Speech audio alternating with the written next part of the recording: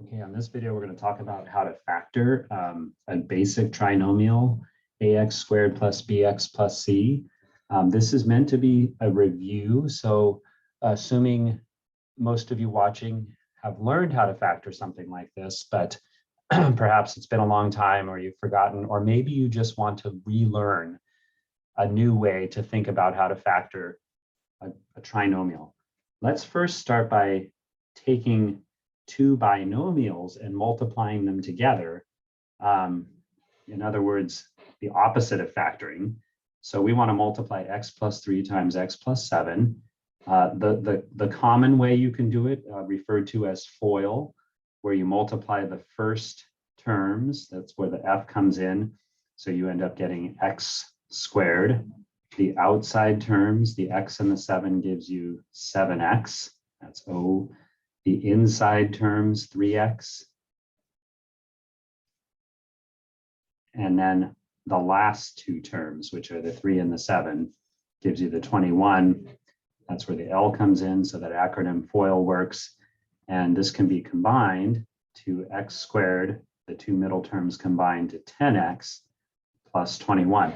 Also, I think it's worth talking about that in terms of multiplying two binomials or really multiplying any two polynomials together, I've always thought it's funny that with polynomials, when we multiply horizontally.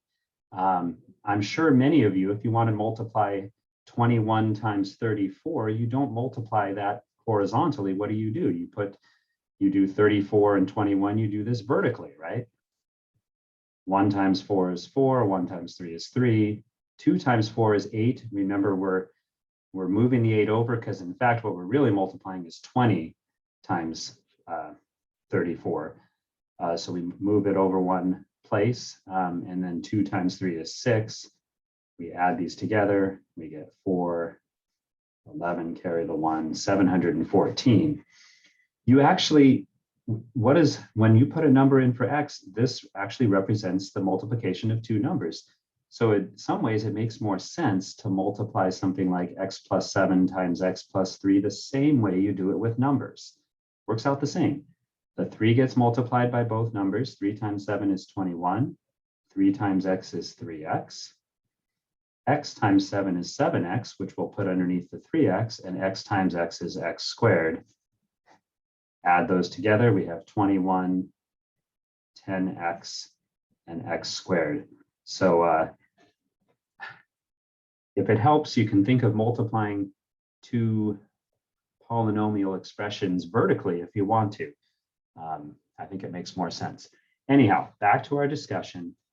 When we multiplied x plus 3 times x plus 7, we get x squared plus 10x plus 21, which means x squared plus 10x plus 21 factors into x plus 3 times x plus 7. So when you're factoring something, you're turning it into a multiplication problem. Many of you probably remember that when you're factoring a trinomial where the coefficient of x squared is 1, it's pretty easy because what you have to think about, you look at this last number and what you're thinking about is factors of 21 that add to the middle coefficient, which is 10. And the numbers that work, factors of 21 that work, are the 3, positive 3, and positive 7. And that's why the two factors are x plus 3 times x plus 7. Okay, so let's do a couple examples with that type of factoring, and then we will make it a little more difficult. So if I want to factor x squared minus 4x minus 12, what I'm thinking of now are factors of 12 that add, factors of negative 12, factors of negative 12 that add to negative 4.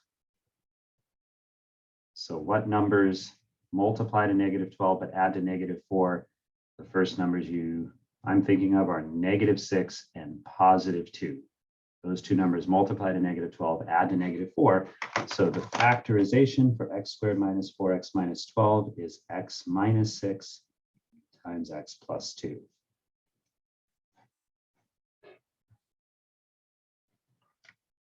even for something that you might have learned a different quote unquote rule for, x squared minus 36 is known as a difference of squares.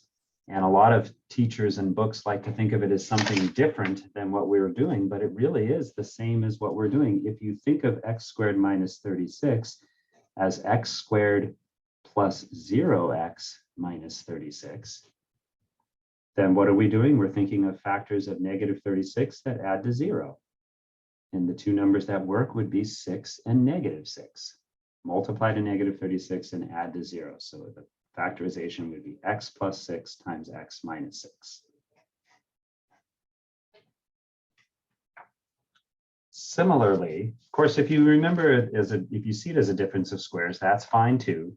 I'm trying to give you new ways to think about things so that if your memory fails you, you can still work through the problem. Okay, even something like x squared minus 5x, I can think of this as x squared minus 5x. What's missing is a last number. What if I just thought of it as 0? Then I could think of this as factors of 0 that add to negative 5. What numbers work? 0 times negative 5 gives you 0 and adds to negative 5. And so I could think of this as x plus 0 times x minus 5, but of course x plus 0 is just x. And so it's x times x minus 5. Alternatively, and probably maybe useful to think about it this way too, if you see an expression like x squared minus 5x, we talk about a common factor here. Each term has at least one power of x. And so we can think about getting to here by factoring out the x to the first. If you take out an x from x squared, you're left with x. If you take out an x from this term, you're left with minus 5. And that actually is a good idea in the world of factoring. When you get an expression, the first thing you should think about is whether there's something common to all three of them that you can factor out. And in this case, x cubed minus 7x squared plus 12x, everybody again has at least one power of x. So I'm going to factor out this x.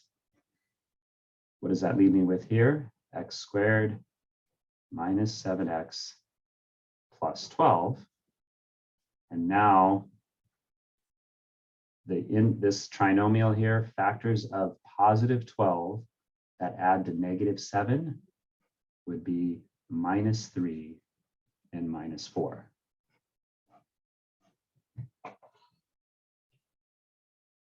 Okay, now what I want to focus on, because this is where more people, I get more questions for factoring trinomials of these kinds, where your leading coefficient of x squared is not 1, because then it becomes a little more involved than just simply thinking of factors of this last number that add up to this middle number, because in fact, there aren't any, right? There's no numbers that multiply to positive 2 that add to negative 5. And so this technique that we've been using before is not going to work when this leading coefficient is not 1. Okay, now, a lot of books and teachers, I've seen 3 or 4 different recipe techniques. In other words, here's the steps to factor this. You do this first, then do that, then do this, and all of a sudden it's magically factored. My experience with this, though, is that students learn these little tricks that teachers and books will teach.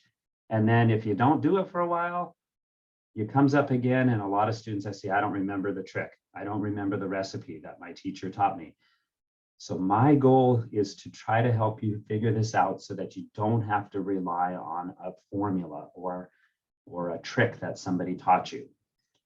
So the way I factor these is just good old-fashioned trial and error, which I know doesn't sound very fancy or sophisticated, but I know it's going to work for me eventually.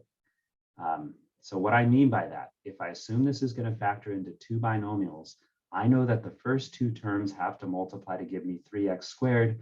Fortunately, there's only one way that can happen. This is 3x, this is x, at least with whole numbers. Now I know my last 2 terms have to multiply to give me positive 2, Don't worry about them adding up to -5 because that isn't going to happen.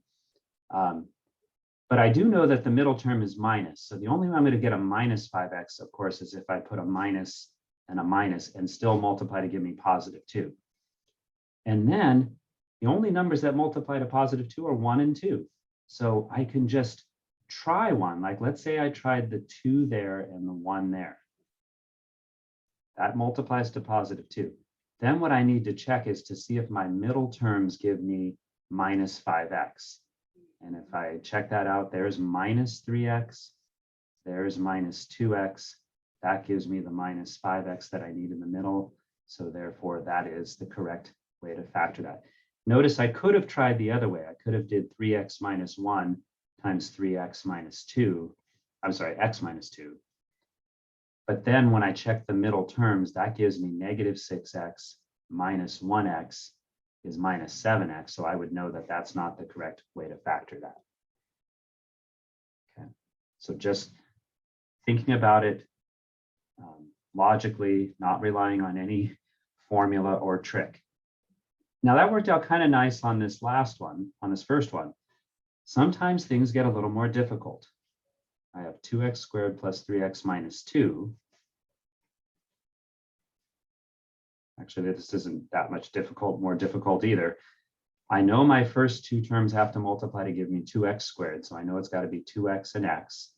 And once again, I just need factors of -2, so that's really not that hard. It's either +2, -1, or +1, -2.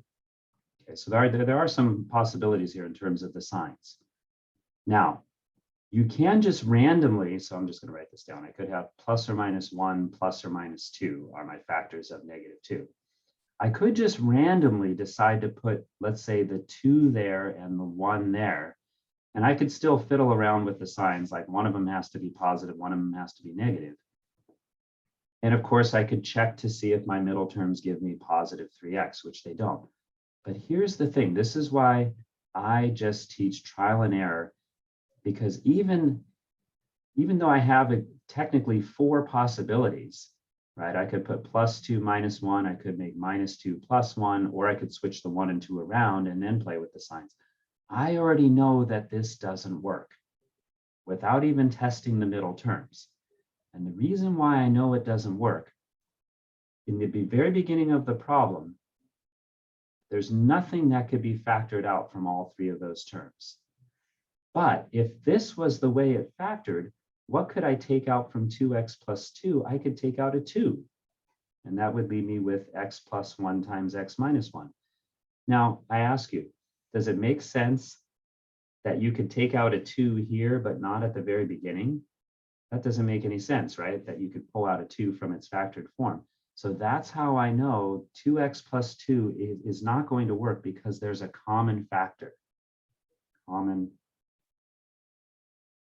factor of 2 there, which is not happening at the beginning. So I know that's not going to work.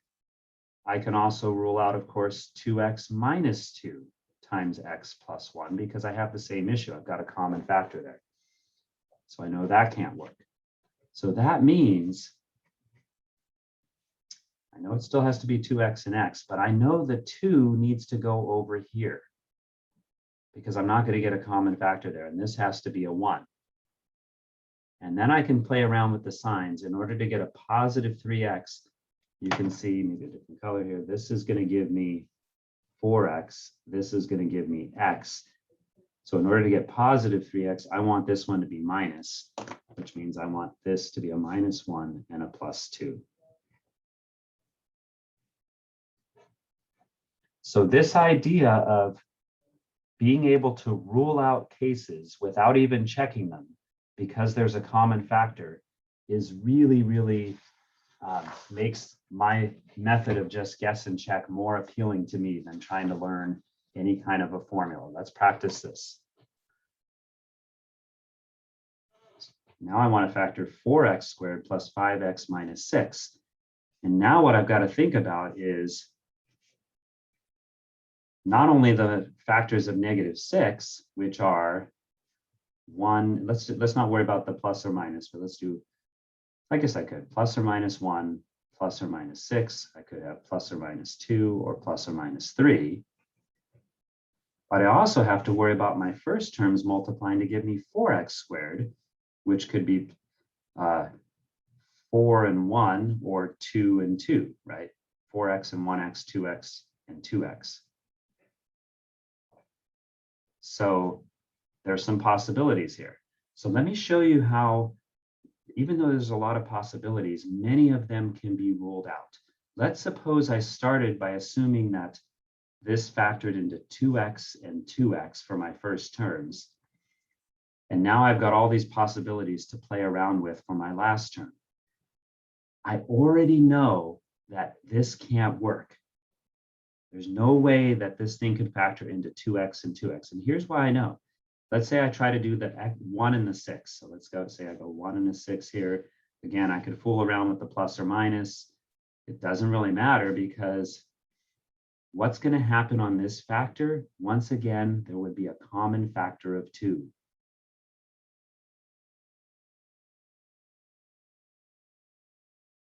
Which there is not over here, right? So there's no way this could be a factorization because you would be able to pull out a 2 from that. Do you see that if I tried the 2 and the 3, the 2 has to go somewhere, right? If I tried 2x and 2x and I would have play around with the 2 and the 3, the 2 has to go somewhere. And either way, I'm going to end up with a common factor of 2 here.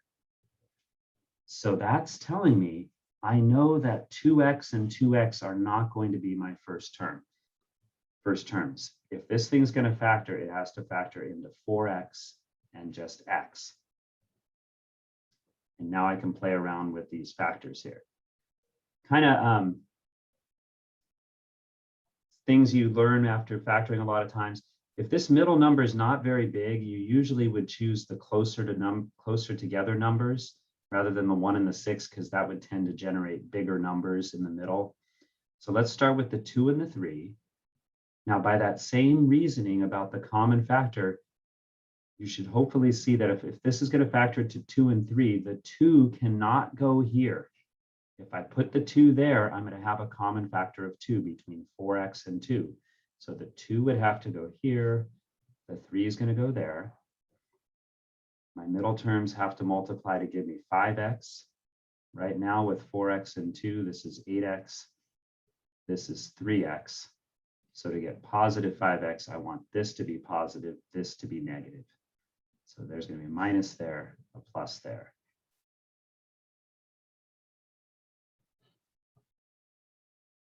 All right, if you think you're getting the hang of this, might be a good idea to pause the video, see if you can factor 8x squared plus 11x minus 10.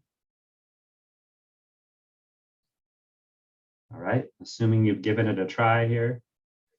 What do we have to play around with? We've got to think of numbers that multiply to positive 8. So that could be 8 and 1 or 4 and 2 for the first terms.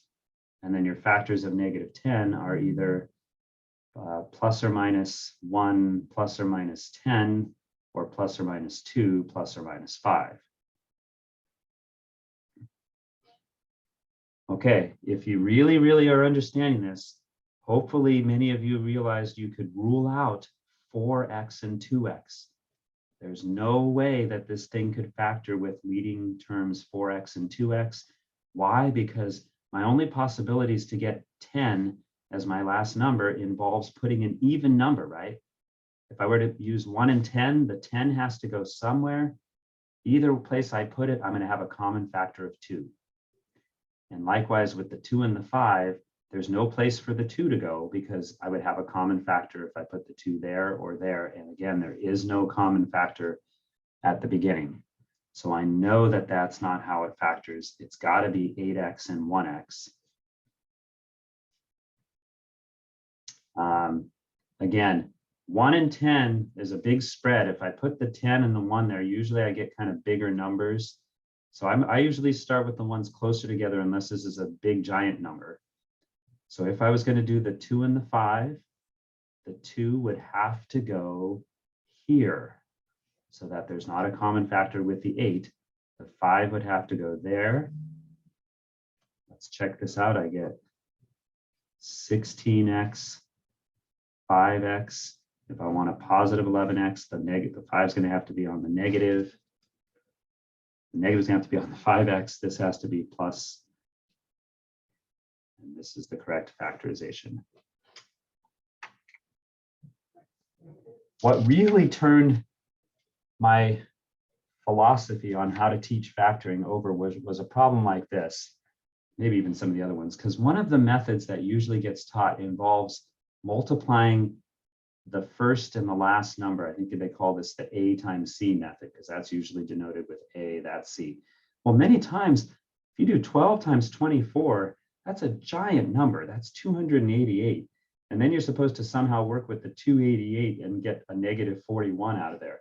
That just is too daunting a task to try to do, which is why I think in some cases it's just faster, especially if you know how to rule out cases. It's faster to just do trial and error. Again, if you want to practice, you should pause the video, try to factor this, and then come back and see if you got it right. Let's see, 12x, I've got 12 and 1, 6 and 2, 3 and 4 as possibilities. 24, I've got 1 and 24, 2 and 12, 4 and 6, and oh, let's not forget 3 and 8. Of course, plus, well, if this is positive and this is negative, what is going to have to be true is they're going to have to both be negative, right? That's the only way you can get the last number to be positive and the middle number to be negative. So these would have to be negatives. All right. Looking at all of these possibilities for the last number, notice that each possibility has at least one even number. And so therefore, with the 6 and the 2 as your first numbers, I know that that can't work because there would be a common factor. However you try to place these numbers, you're going to get a common factor with the 6 and the 2. So I know it can't be that. We could try the 12 and the 1. Usually, again, I'll usually start with the ones that are closest together. It's not always going to go that way, but let's try the 3x and the 4x. If I was going to, well, I can't do the 1 and the 24 because 3 is a factor of 24 and so is 4, so there would be a common factor. That's out. I can't do the 2 and the 12 because 3 and 4 are both factors of 12. So if I put the 12 in either slot, I'd have a common factor. 4 and 6 is not going to work because those are both even. So neither the 4 nor the 6 could go with the 4x. If it was going to be 3 and 8, that is a possibility, but the 8's going to have to go with the 3x and the 3 is going to have to go over here, right, to prevent that common factor. Let's see what we have. That is 9x. Oh, this is 32x.